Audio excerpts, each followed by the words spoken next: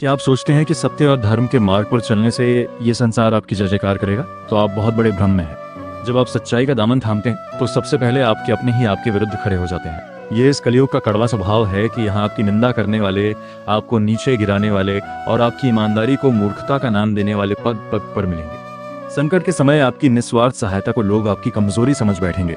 प्रशंसा के दो शब्द सुनना तो दूर, लोग आपके अस्तित्व पर ही प्रश्न चिन्ह लगा देंगे। अगर आप सत्य से चलोगे तो आपको विरोध करने वाले मिलेंगे, शाबाश कहने वाले नहीं मिलेंगे। आपको नीचे गिराने वाले मिलेंगे, लेकिन आपको ये नहीं कहेंगे वाह धन्य है यार, तुम हमारे कुल में पैदा हुए, तुम हमारे मित्र हो, सत्य पर चल रहे हो, तुम्हारे गांव के हो, सत्य पर चल रहे हो, बहुत सुंदर। अगर तुम किसी की जरूरत पर 500 रुपया दे दोगे तो तुम्हें बेवकूफ समझेगा, भोला है। आप जानबूझ करके उसका हित कर रहे हो, वो आपकी बेइज्जती करेगा। ये कलयुग का स्वभाव है, ये कलयुग का प्रभाव है। कोई किसी का हित नहीं करता। आप अपने को सत्य मार्ग में चलाइए, सिर्फ भगवान आपका साथ देंगे, इंसान आपका साथ नहीं दे सकता, क्योंकि इंसान कलयुग से प्रभावित है। और जो धर्म से चलने वाले हैं वो आपको बहुत प्यार करेंगे।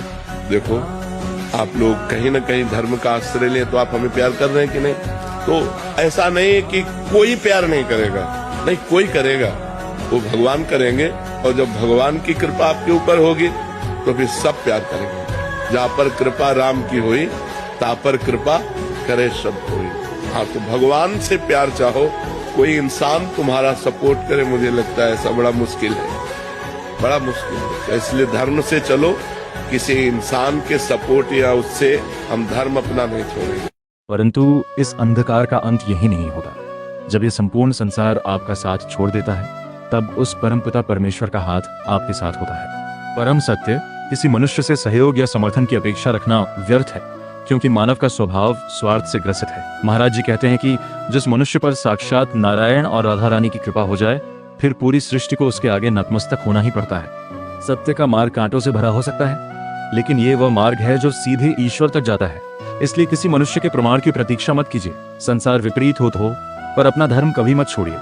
सत्य के मार्ग पर भले ही संसारिक भीड़ ना हो, परंतु ईश्वर का अटूट साथ सदैव रहता है। निंदा और विरोध तो कलयुग का स्वभाव है, लेकिन धर्म पर अडिग रहना ही सच्चे साधक का प्रभाव है।